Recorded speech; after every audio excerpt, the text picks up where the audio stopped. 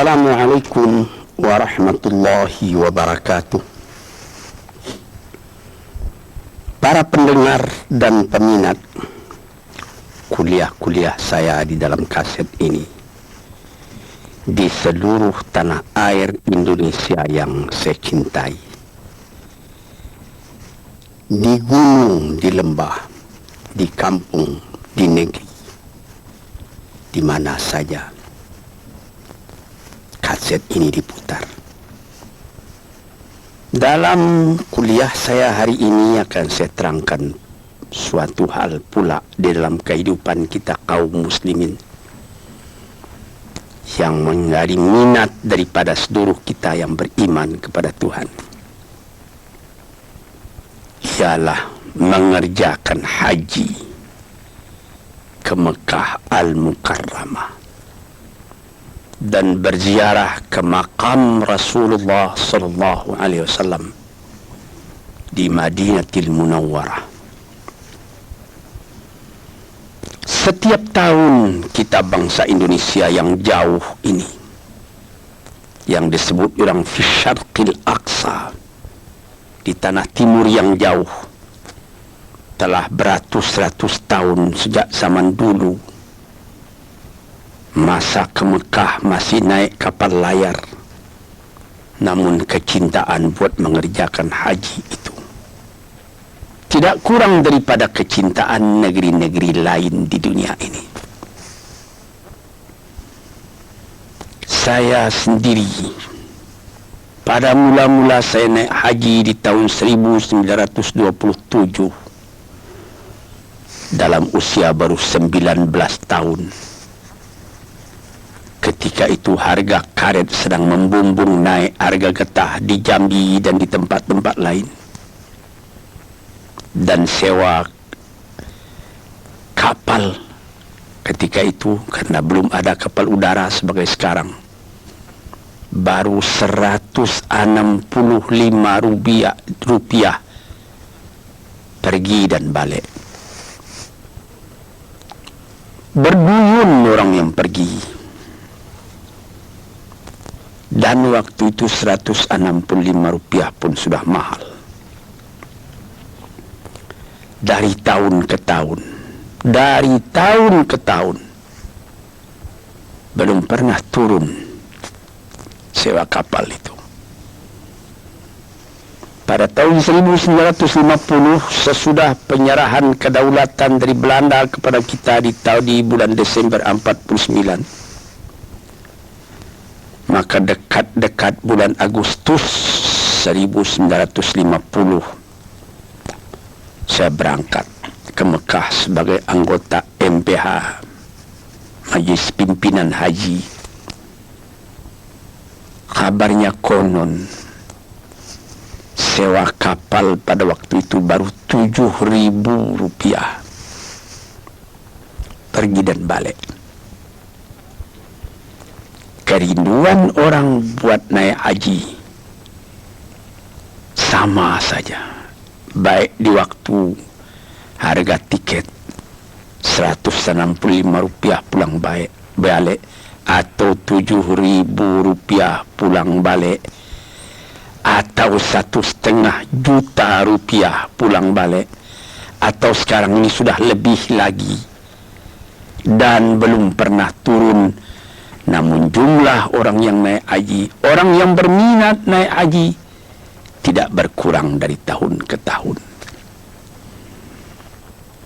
Barangkali inilah salah satu mustajabnya permohonan Nabi Ibrahim kepada Tuhan, sebagaimana tersebut di dalam Al-Quran surat Ibrahim. Waj'al af'idatan minan nasi tahwi ilaihim. Ya Tuhanku, jadikanlah hati manusia tertarik buat datang ke sana. Datang ke sana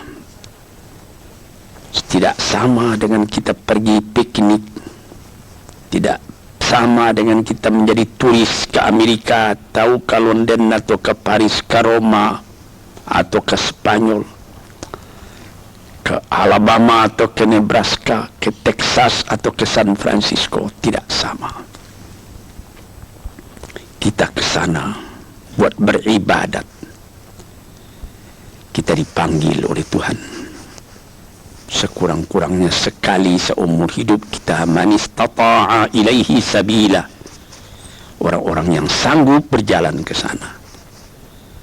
Sehingga ada mazhab lama yang mengatakan berjalan betul-betul sanggup hendaknya ke sana. Seketika saya naik haji bersama istri saya di tahun 1968. Ketika kami naik mobil dari Madinah akan menuju Mekah.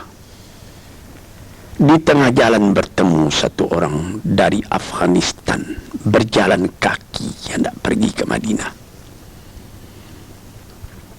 Saya hentikan mobil kami, saya turun, saya berikan sedikit hadiah kepadanya untuk perjalanannya. Menggelanggang air matanya, lalu perjalanan diteruskannya juga. Semua orang yang ada agak sedikit iman dalam hatinya ingin buat pergi ke sana. Kejadian ini dapat kita ingatkan. Almarhum Presiden Soekarno sudah pernah naik haji. Kabarnya konon sampai ke makam Rasulullah di Madinah, beliau tidak tahan keluar air matanya ketika menghadapi kubur Rasulullah itu. Bung Hatta pun demikian pula, semua telah almarhum. Malah yang paling akhir, Nyonya Fatmawati, bekas istri daripada Bung Karno, dia berniat mulanya hendak naik haji bersama-sama dengan ayahnya di tahun 1979. Rupanya sebelum tahun 1980 ayahnya meninggal. Maka disampaikannya juga niatnya. Meskipun belum akan dapat naik haji, dia pergi umrah. Selesai mengerjakan umrah, dia pulang ke tanah air, singgah di Kuala Lumpur. Di satu hotel dia meninggal dunia. Demikianlah hati tiap-tiap orang Islam. Bagaimana kecintaannya buat pergi ke tanah suci itu. Dia tahu tanah suci tidak serupa dengan Paris, dengan London, dengan Roma, dengan Spanyol, dengan Nebraska, dengan Alabama, dan lain-lain itu. Di sana kalau musim panas terlalu panas, musim dingin terlalu dingin. Tapi apabila kita telah datang kembali ke tanah air, teringat musim dingin di sana, tapi di sini kita tidak kedinginan. Cuma jadi ingatan saja. Dengan segala kerendahan hati saya berkata, tuan-tuan, saya sudah pergi ke tanah suci itu baru 12 kali. Saya sudah pergi ke London 2 kali. Tidak ada niat saya buat ke London lagi, tidak. Saya sudah pergi ke Spanyol, tidak ada niat lagi buat melihat bekas Masjid Alhambra, Cordova, Granada, Sevilla, tidak. Saya sudah merasakan ributnya di New York, di Jepang dan lain-lain. Tapi tidak ada kerinduan buat datang lagi ke sana, tidak. Ya, kalau datang panggilan atau datang undangan, pergi juga, tapi tidak seperti ke Mekah. Tidak dapat itu apakah ini termasuk yang irasional, kata orang, di luar ungkapan akal. Dan ini apakah termasuk emosi, tidak tahulah. Tapi terbayang itu Ka'bah, terbayang sumur Zam-Zam, makam Ibrahim, sembahyang di makam Ibrahim. Allah, Hajarul Aswad, menciumnya. Puas hati pada waktu itu. Habis tawaf, berdiri ke Multazam, bergantung pada baju Ka'bah, menekur kepala tapi hati melanjut ke atas, mengingat Tuhan, memohonkan ampunnya dan ridha-Nya. Dan kalau pada 9 hari bulan Dzulhijjah wukuf di Arafah, sudah berapa kali saya wukuf,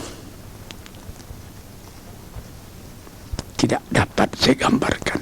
Tiap wukuf, tiap air mata titik tergambar padang mahsyar yang akan kita tempuh di belakang hari. Tergambar pertemuan segala manusia yang menghamparkan sayapnya di hadapan ilahi, memohon ampun dari ridhanya, memohon taufik dan hidayatnya, diizinkan pulang kembali ke tempat asalnya, ke kampung halamannya, buat menyebarkan akidah tauhid dalam kalangan umat. Apalagi kalau saudara sampai pula ke Madinatul Munawwarah, tempat Nabi kita hijrah. 10 tahun beliau tinggal di sana, berjuang siang malam menegakkan tauhid, memperkuat irfan, pengenalan dengan Allah.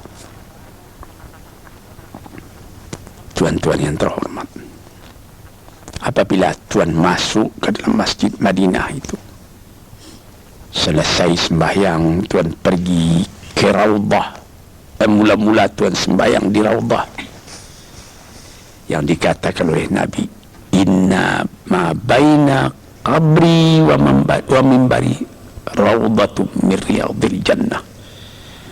Di antara kuburku dan mimbarku ada suatu taman yang indah, taman surga katanya. Orang berkerumun sembahyang ke sana. Sesudah itu pergi ziarah ke kubur Rasulullah, mengucapkan salam kepada beliau, karena beliau sendiri mengatakan, segala salam yang engkau sampaikan kepadaku, aku dengar sampai, dan itu semua aku jawab. Tuan-tuan yang terhormat, inilah yang dinamakan di dalam ilmu tasawuf dzauq, perasaan dalam kehidupan ini. Di samping akal, di samping iradah, kemauan, ada lagi namanya atifah, perasaan. Perasaan inilah yang kita didik dengan segala ibadat yang kita kerjakan, seperti tahajud tengah malam atau ketika naik haji tadi.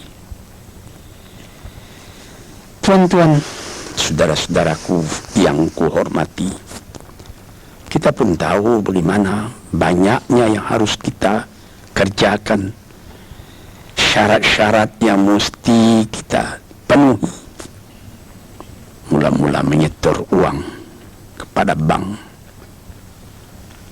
sesudah kita mendapat keinginan buat pergi di store ONH, ongkos naik haji, menunggu bulannya, menunggu waktunya.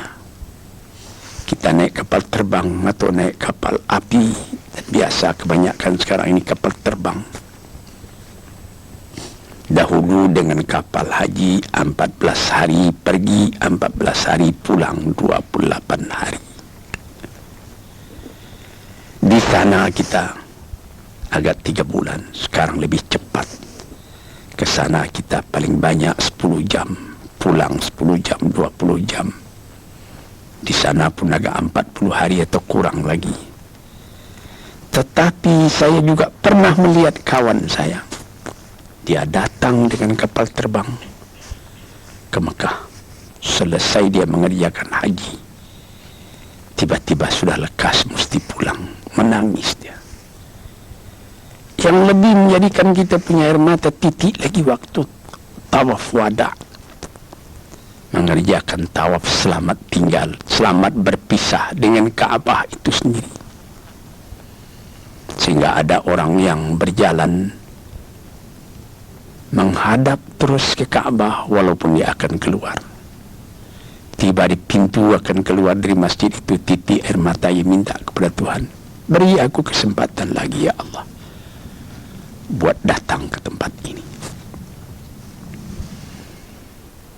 Saya sendiri pun pernah waktu asar saya masuk ke Masjid Madinah. Sesudah tahiyatul masjid 2 rakaat, saya duduk di sebelah kiri saya kubur Rasulullah. Saya berkata seorang diri, tidak didengar oleh orang lain, tapi didengar oleh semangat saya sendiri. Ya Rasulullah, saya katakan, yang berada di sebelah kiri saya sekarang ini, barangkali waktu engkau hidup, engkau sendiri tidak menyangka bahwa ke tempat saya yang jauh, ke tanah Sirah, Sungai Batang meninjau di tepi danau, di Pulau Sumatera. Di sana berdiri masjid-masjid. Besarnya menurut kebesaran atau kekecilan penduduk di tempat itu. Dari seberang ke seberang danau kedengaran azan memanggil buat sembahyang. Ke sana agama ini telah pun masuk, ya Rasulullah. Kami telah datang kemari. Haraplah engkau tahu, haraplah engkau terima umatmu ini. Hati kami selalu terpaut kepada engkau.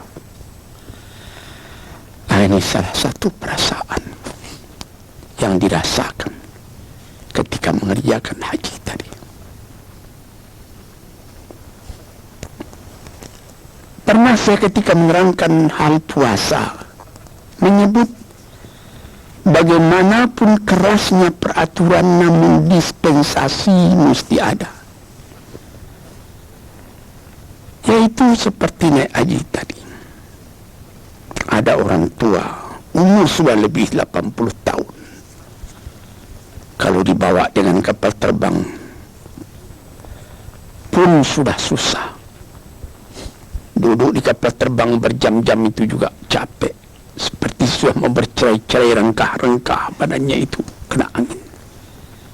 Orang yang begitu boleh menyuruhkan orang lain menghajikan atas namanya, asal saja orang lain tadi sudah haji pula lebih dulu untuk dirinya sendiri. Malah di dalam suatu hadis yang dirawikan oleh Daruqutni dikatakan, kalau ayahmu telah meninggal, ibumu pun telah meninggal, engkau boleh menghajikan dia. Dahulukan menghajikan ibu, karena ada hadis mengatakan ibumu 3 kali Rasulullah mengatakan. Jadi dahulukan menghajikan ibu daripada menghajikan ayah kalau beliau belum haji. Di sini kita melihat lagi dispensasi yang diberikan Tuhan. Meskipun gimana, man istata'a ilaihi sabila, kita sanggup ke sana. Kalau tak sanggup lagi, cuma mengirim cinta, menunjukkan ketaatan, diterima juga oleh Tuhan. Para pendengar yang terhormat, para pendengar yang saya cintai, ini menjadi rukun yang kelima daripada kita mengerjakan agama. Syahadat kelas 1, salat kelas 2, puasa kelas 3, zakat kelas 4, haji kelas 5. Itulah perumpamaan yang populer dalam kehidupan kita. Sehingga dikatakan oleh Nabi, Al-Hajjul Mabrur laisa lahu jazaan illal jannah. Laisa lahu jazaun illal jannah. Haji yang mabrur itu, haji yang diterima oleh Allah itu, tidak ada pahala yang lain kecuali surga. Tuan-tuan bisa menimbang sendiri, apakah ujiannya haji yang mabrur itu? Haji yang mabrur itu terasa kalau kita pulang dari sana. Hati itu terus terpaut juga ke sana.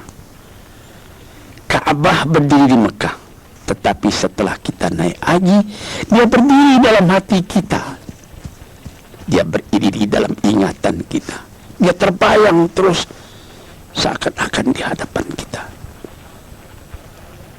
Terbayangnya Ka'bah tadi memperingati pula, memberi peringatan kepada kehidupan kita.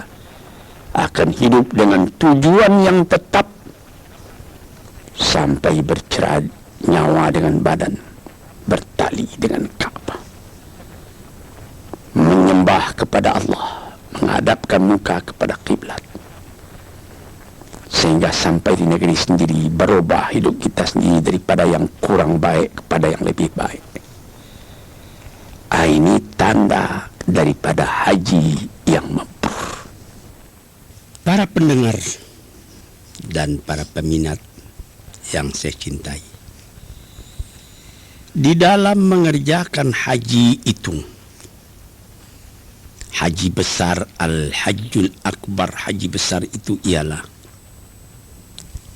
9 hari bulan Dzulhijjah, ketika kita wukuf di Arafah. Besoknya 10 bulan Dzulhijjah, kita sudah bergegas cepat menuju Makkah buat tawaf ifadah. Sesudah itu kita kembali ke Mina, barang 2 atau 3 hari.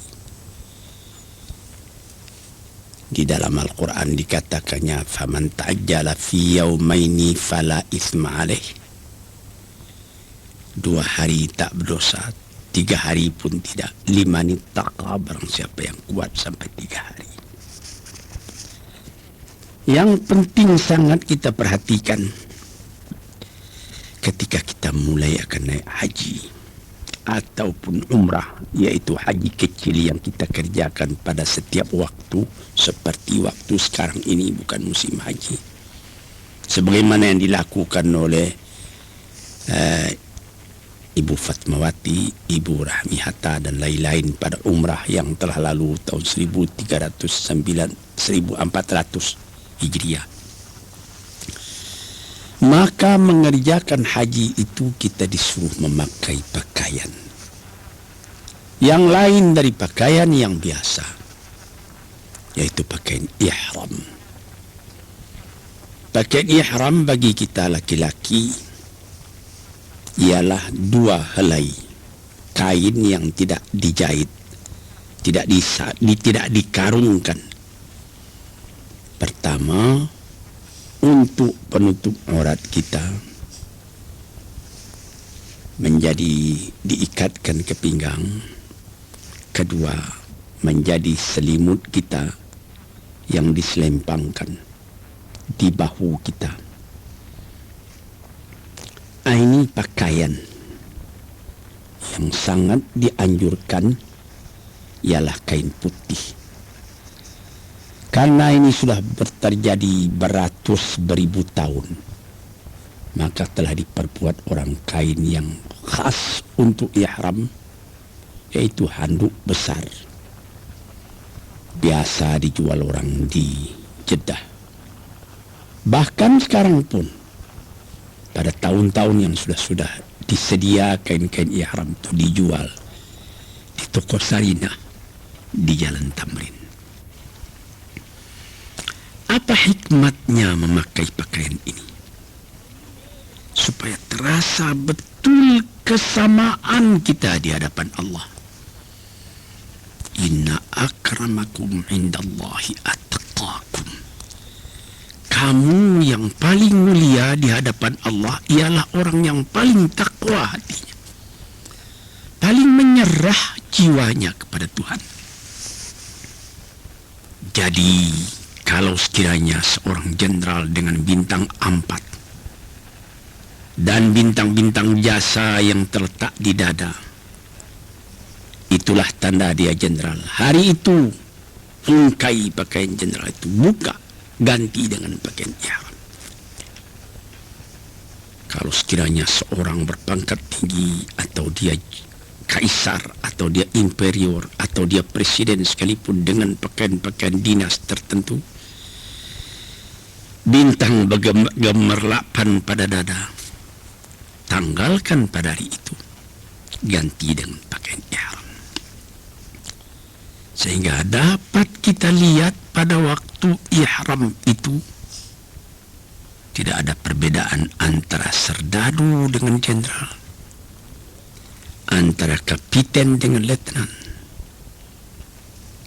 antara petani dari rimba-rimba sebelah Yaman atau sebelah Najd dengan penggembala unta kaum Badui dari padang pasir, antara datuk-datuk dari Minangkabau, antara raden-raden dari tanah Jawa, antara andi-andi dari Sulawesi, antara gusti-gusti dari Kalimantan, antara para pangeran dari Jawa, dan lain-lain.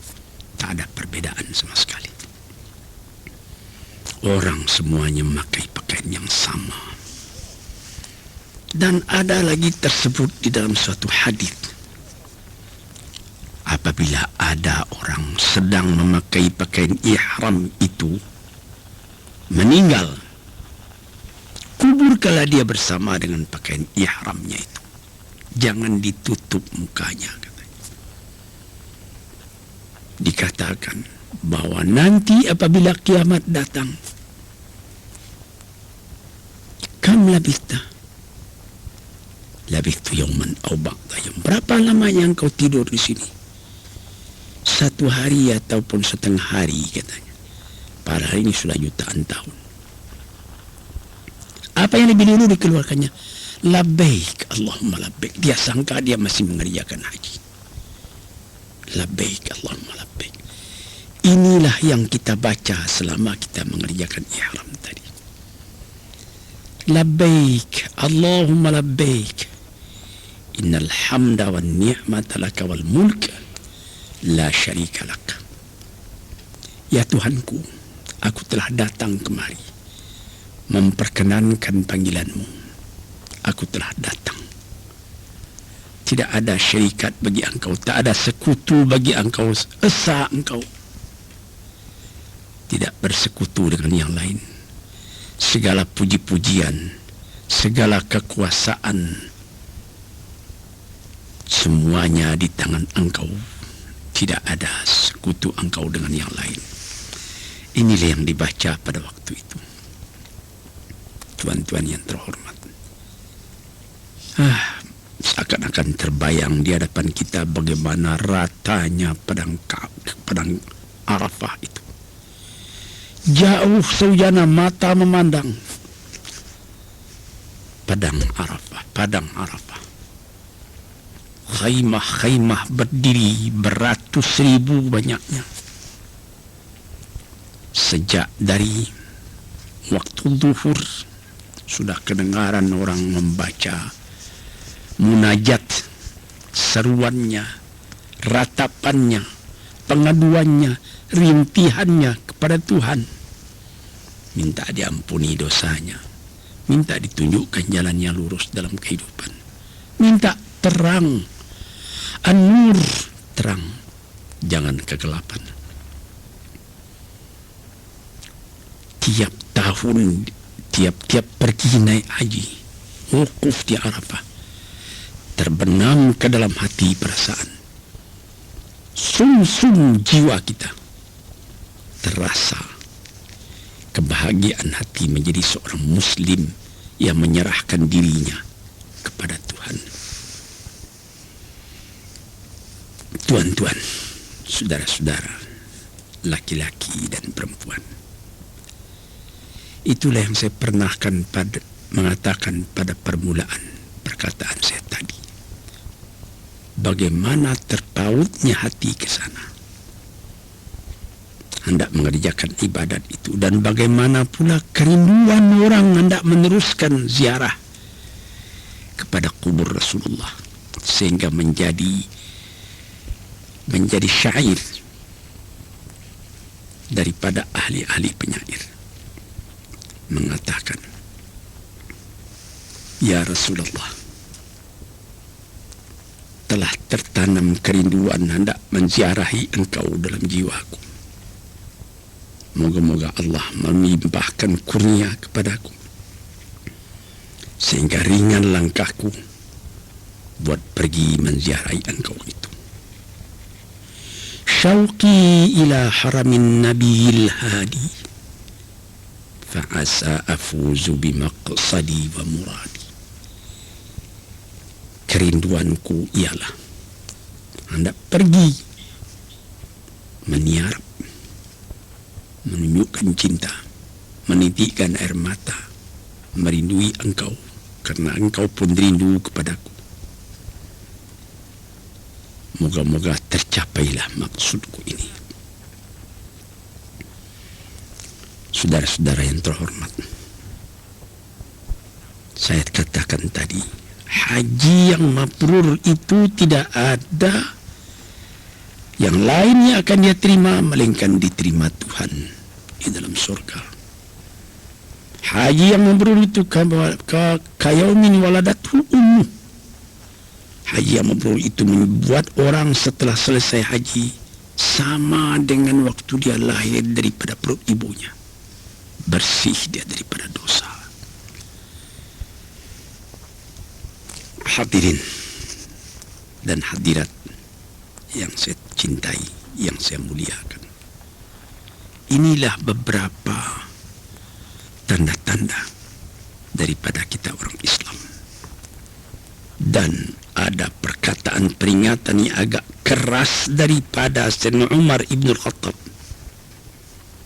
radhiyallahu anhu, sahabat Rasulullah, Amirul Mukminin. Beliau mengatakan, barang siapa yang tidak tergetar hatinya buat pergi ziarah, mengerjakan haji ke Mekah itu, saya takut katanya kalau dia mati menjadi orang Yahudi atau menjadi orang Nasrani katanya. Sebab itu di dalam zaman yang sebagai sekarang ini, alhamdulillah zaman damai, peperangan tidak ada, hubungan dunia bertambah dekat, bertambah rapat, terutama dengan kemajuan adanya kapal terbang sekarang ini.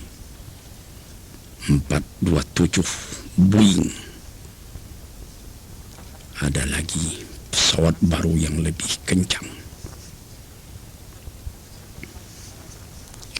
Itu semuanya menjadikan dekatnya, menjadikan mudahnya kita buat sampai ke tempat itu. Kita melihat bukit-bukit, gunung-gunung, kelihatan Jabal Nur yang kalau kita keluar dari kota Mekah kira-kira setengah jam sudah kelihatan puncak dari bukit itu. Dengan badan yang kuat, masih muda, kira-kira 2 jam sudah sampai ke atas. Atau Jabal Thur, tempat Nabi Muhammad bersembunyi waktu dia akan pindah ke Madinah bersama Abu Bakar. Yang di situ datang ayat Thaniyasnaini idhuma fil ghari idh qala li sahibihi la tahzan innallaha ma'ana. Seketika dia berdua dengan sahabatnya Abu Bakar berlindung di dalam gua Jabal Thur itu. Orang sudah mengancam dari luar. Abu Bakar sudah cemas. Kalau Nabi kelihatan, bukan dia cemas jiwanya sendiri, biar dia mati asal Nabi jangan tersinggung. Tapi Nabi membujuknya, la tahzan, kau jangan berduka cita, Allah bersama kita. Hadirin, saudara-saudaraku, laki-laki dan perempuan, semuanya ini adalah hal-hal kejadian yang kita alami semuanya dan lekat dalam hati kita, dan kita ingin berulang kembali. Apabila kita sa'i antara Safa dan Marwah, membaca doa-doa yang ma'thur daripada Rasulullah. Apabila sesudah itu kita punya kepala digunting rambut kita, tahallul namanya, kita sudah boleh memakai pakaian yang biasa kembali sesudah pakaian ihram. hati kita pun terang, muka kita pun jernih. Ada orang yang mengumpulkan uang dari tahun ke tahun. Ada seorang teman saya di Masjid Agung Al-Azhar. Boleh saya sebut namanya, Muhammad Tahar. Lebih 10 tahun dia mengumpulkan duit. Ingin hendak ke Mekah. Setelah hampir berangkat, uang belum cukup. Kalau ditambah 100.000 lagi itu bisa. Dia tambah-tambah. Datang tahunnya akan datang. Rupanya sewa kapal ke Mekah bertambah naik. Uangnya tidak cukup juga. Akhirnya setelah hampir 10 tahun dia mengumpul uang, tidak cukup juga. Beberapa orang dermawan memberinya tambah uang. Di antaranya almarhum Dr. Isa memberikan sehingga cukup dia pergi ke Mekah. Di tahun 1974 dia ke Mekah. Bukan main. Dalam kemiskinan tapi hati besar. Di dalam kesedihan tapi muka manja. Dia bangga dia kembali. Benar dikatakan bahwa orang ke Mekah hendaklah dengan ongkos yang cukup, dengan belanja yang penuh, jangan sampai minta kepada orang lain. Itu benar. Tetapi apakah agama menutup pintu bagi orang berbuat baik akan berbuat baik? Kalau begitu berapalah orang yang akan sempat pergi ke Mekah? Banyak kejadian orang memberikan, pergilah kami tolong. Pulangnya hatinya pun puas. Ini contoh fastabiqul khairat, berlomba berbuat kebajikan. Dan kebajikan yang utama itu man kasyafa muslimin kurbatan min kurabil dunia kasyafallahu lahu kurbatan min kurabi yaumil qiyamah. Barang siapa yang menolong seorang kesusahan dalam dunia ini, niscaya Allah pun akan menolongnya pula dari kesusahan di hari akhirat esok. Inilah gunanya silaturahim, rasa cinta, rasa sayang antara orang Islam sesama orang Islam. Satu lagi yang meninggalkan kesan yang dalam hati kita sampai di Mekah. Tidak ada perbedaan bangsa, tidak ada perbedaan kulit. Orang hitam terlalu hitam dari Afrika, dari Ghana, dari Guinea, dari Abyssinia. Hitamnya cuma gigi saja yang kelihatan putih. Orang putih dari Afrika Utara, dari Tunisia, dari Maroko, dari Aljazair, bertemu di waktu tawaf dengan bermacam-macam rukbah tadi. Orang dari Cina, orang dari Indonesia dengan badannya yang pendek-pendek, kecil-kecil, dipertemukan Allah, ditunjukkan oleh Tuhan kekuasaannya. Bagaimana dengan satu akidah, bangsa yang bertebaran di seluruh dunia itu dapat bersatu ke satu tempat, merendahkan diri kepada Allah Subhanahu wa Ta'ala. Ini padahal di dunia ini masih terdapat, di negeri-negeri yang katanya sudah maju, masih terdapat apa yang disebut apartheid, pembedaan warna kulit. Sebagai di Afrika Selatan sampai sekarang masih saja menjadi kemelut politik. Baru di Zimbabwe yang baru terlepas, di Rhodesia. Padahal di Amerika sendiri masih belum hilang, di negeri yang katanya sudah sangat maju. Di Mekah tidak ada itu perbedaan kulit begitu. Orang melihat di mana-mana ada orang hitam, ada orang putih, ada orang kuning. Di dalam Masjidil Haram beberapa orang hitam dari Afrika sedang duduk membaca zikir. Saya pernah melihat membaca wirid, entah kitab Dalailul Khairat, entah apa kitab yang lain. Tiba-tiba kelihatan oleh orang Perancis yang sedang jalan juga memegang kitab itu. Dia juga rupanya bacaannya itu, dia duduk ke tengah-tengah orang hitam-hitam tadi, turut berzikir bersama-sama, turut melagukan bersama-sama, spontan. Jiwa begini, tuan-tuan yang terhormat, yang cuma ada dalam Islam, termasuk akidah. Sehingga pernah di zaman Nabi sendiri, Abu Dzar, dia bertengkar dengan Bilal. Bilal itu hitam, lalu disebut oleh Abi Dzar, ya Aswad, hitam. Marah Nabi. Bumi, katanya, langit dan bumi tidak seberat itu. Engkau menyebut orang, menghinakan orang dengan menyebut hai hitam. Menyesal Abu Dzar, dia letakkan pipinya di atas tanah. Injak olehmu hai Bilal, kata, injak, aku sudah telanjur. Itu tertulis dalam kehidupan orang muslimin. Inna akramakum indallahi atqakum. Kamu yang mulia di sisi Allah ialah orang yang takwa kepadanya. Tuan-tuan, saudara-saudara,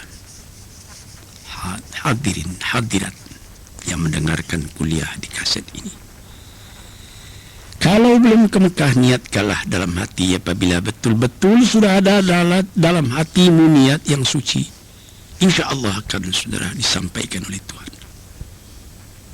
Apabila telah datang panggilan haji, moga-moga diberi Allah Ta'ala rezeki saudara bayar ONH-nya, berangkat ke Mekah, rasakan nyaman itu, berjumpa dengan kawan dari seluruh dunia. Kesankan amalan itu dalam jiwa. Kemudian itu, kembalilah ke tanah air. Saudara akan menjadi orang baru dalam keadaan yang begini, keadaan di tanah air kita sendiri. Dan hati saudara pun insya Allah akan tambah lama, tambah dekat kepada masjid, tempat menekunkan hati mengingat Allah Subhanahu wa Ta'ala. Moga-moga menjadi haji yang mabrur, menjadi sa'i yang masykur, menjadi perniagaan rohani yang tidak pernah rugi.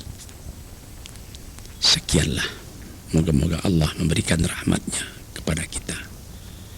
Wassalamualaikum warahmatullahi wabarakatuh.